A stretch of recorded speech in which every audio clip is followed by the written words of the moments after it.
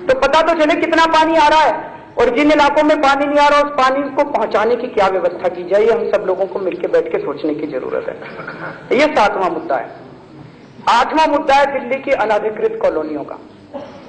अभी अभी सरकार बनी है, हम चाहते हैं और आप लोग भी चाहते हैं, आज सबकी बातें सुन के मुझे अच्छा लगा, सारी पार्टियां चाहती हैं कि इस दिल्ली के जो लोग अनऑथराइज्ड कॉलोनीज के अंदर रह रहे हैं वो बहुत ही गंदी जिंदगी जी रहे हैं, ना उनकी बेसिक सुविधाएं उनके पास, उनको बेसिक सुविधाएं मिलनी चाहिए। उसका समाधान ये सदन ही निकालेगा, हम सब लोगों को मिलकर उसका समाधान निकालने की जरूरत है। 9वां मुद्दा है दिल्ली की झुग्गी बस्तियां।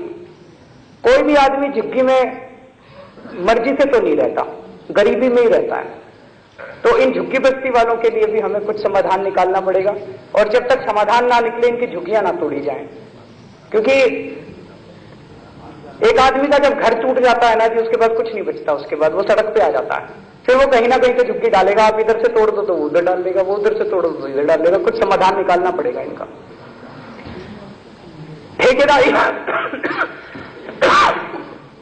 ठेकेदारी के ऊपर कई लोग रह रहे हैं, एक माननीय सदस्य ने मुद्दा उठाया, मैं बिल्कुल सहमत हूं जी, लेकिन अभी 4 ही दिन की सरकार है, आपके साथ बैठ के ही इसका भी समाधान निकालेंगे कि ठेकेदारी में उनसे 10,000 रुपए पे दस्तखत कराते हैं, 4,000 रुपए उनके हाथ पे रखते हैं, 20,000 पे दस्तखत कराते हैं, 8,000 रुपए उनके हाथ पे रखते हैं, उनका PF काटते हैं, जमा नहीं कराते, उनका ESI नहीं जमा कराते, तो इनका शोषण भी बंद करना पड़ेगा इन ठेकेदारी पे काम करने वाले लोगों का। 11वां मुद्दा है व्यापार एवं उद्योग। इस दिल्ली के व्यापारी, बहुत सारे व्यापारी आते हैं मेरे पास, इस देश का 99% व्यापारी ईमानदारी से काम करना चाहता है जी, लेकिन हमारी व्यवस्था पूरी ऐसी बनाई गई है कि हर व्यापारी को एक चोर की निगाह से पूरी व्यवस्था देखती है, सरकार देखती है। सरकार ये सोचती है, हर व्यापारी को ये सोचती है इसने चोरी कर रखी है। व्यापारी ये कहता है मेरे से टैक्स ले लो लेकिन मेरा पीछा तो छोड़ो, मेरे को धंधा तो करने दो। वो टैक्स खुशी खुशी देना चाहता है, लेकिन वो ईमानदारी से काम करना चाहता है। तो इस पूरी व्यवस्था का भी अपने को सरलीकरण करना पड़ेगा, सबको बैठ के सरलीकरण करना पड़ेगा। रिटेल में FDI, हम तो इसका विरोध करते हैं और बीजेपी भी इसका विरोध करती है, तो मुझे तो लगता नहीं सदन में इसकी कोई दिक्कत होनी चाहिए। दिल्ली के गांव देहात, आज दिल्ली में किसान को किसान नहीं समझा जाता। दूसरे राज्यों के अंदर बीज पे सब्सिडी मिलती है, खाद पे सब्सिडी मिलती है, दिल्ली के किसानों को नहीं मिलती। मुझे तो लगता नहीं भी किसी को भी इस पे एतराज होगा कि दिल्ली के किसानों को भी किसानी का दर्जा तो मिलना चाहिए, और अगर उनकी भूमि का अधिग्रहण होता है तो जबरदस्ती नहीं होना चाहिए। लाल डोरा का विस्तार होना चाहिए। 14वां मुद्दा है शिक्षा। आज दिल्ली के सरकारी स्कूलों की हालत बहुत खराब है, कोई अपने बच्चे को चाह के सरकारी स्कूल में तो नहीं भेजना चाहता।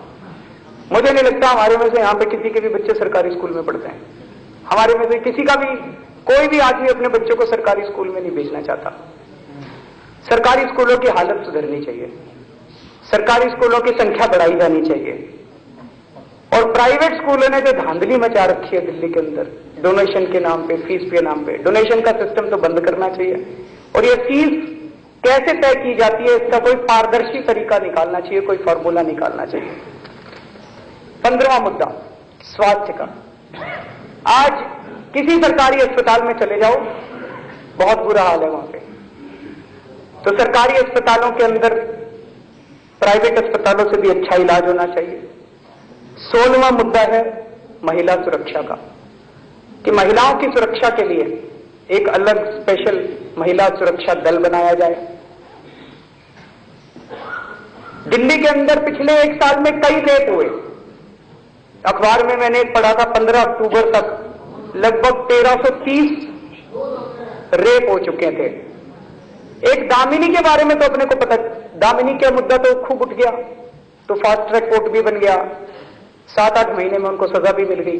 बाकी 1329 केसेस का क्या हुआ किसी को पता ही नहीं, वो खुलेआम घूम रहे हैं, 20 साल चलते रहेंगे केस। तो कम से कम ऐसी व्यवस्था तो हो अपनी न्याय व्यवस्था कि महिलाओं के साथ अगर कोई गलत काम हो तो उस मामले में 3 से 6 महीने के अंदर उस व्यक्ति को सजा मिलना चाहिए, उसकी ट्रायल पूरा होकर उसको सजा मिलनी चाहिए और सख्त से सख्त सजा मिलनी चाहिए। और आखिरी मुद्दा है न्याय व्यवस्था, कि आज कई कई सालों तक केस लंबित पड़े रहते हैं। ये तो हम सब लोग मिलकर कर ही सकते हैं कि दिल्ली में जितनी अदालतें हैं, निचली अदालतें, इनकी संख्या बढ़ाई जाए, इनके जजों की संख्या बढ़ाई जाए, ताकि लोगों को जल्दी उनके केसों का निपटारा हो सके। तो माननीय अध्यक्ष महोदय, जैसा मैंने कहा, मैं अपनी पार्टी के लिए समर्थन मांगने नहीं आया जी, मैं अपनी सरकार के लिए भी समर्थन मांगने नहीं आया।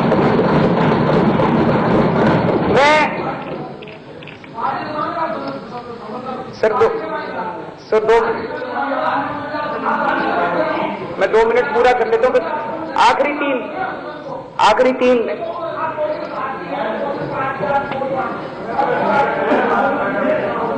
तीन लाइन बची हैं जी, आखिरी 3 लाइन बची। मैं 3 प्रश्न रखना चाहता हूं इस सदन के सामने। जैसा मैंने कहा था कि दिल्ली के आम लोगों ने इस देश से भ्रष्ट राजनीति को उखाड़ने की दिशा में पहला कदम उठाने की जरूरत की है। आज इस सदन के सामने प्रश्न है कि आम आदमी की इस लड़ाई में इस सदन का कौन कौन सदस्य आम आदमी के साथ खड़ा है। दूसरा प्रश्न है, ये लड़ाई देश से भ्रष्ट राजनीति समाप्त करके सच्चाई और ईमानदारी की राजनीति कायम करने के लिए। आज इस सदन के सामने प्रश्न है कि इस सदन का कौन कौन सदस्य देश में सच्ची और ईमानदार राजनीति कायम करने की इस लड़ाई का हिस्सा बनना चाहता है। और तीसरा प्रश्न, मैंने इस सदन के सामने 17 मुद्दे रखे हैं। आज इस सदन के सामने प्रश्न है कि कौन कौन सदस्य इन मुद्दों का समर्थन करते हैं। माननीय अध्यक्ष जी, जो प्रस्ताव मेरे साथी मनीष सिसोदिया द्वारा पेश किया गया है उसे सदन द्वारा पास किया जाए। बहुत बहुत शुक्रिया। हो गया, जो विपक्ष में है वो खड़ा हो जाए।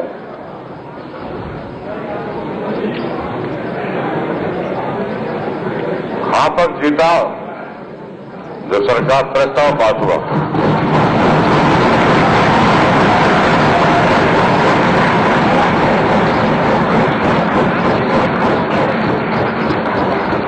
मुख्यमंत्री जी और मंत्रिमंडल, आप सबको बधाई हो, मुबारक हो, धन्यवाद। जय।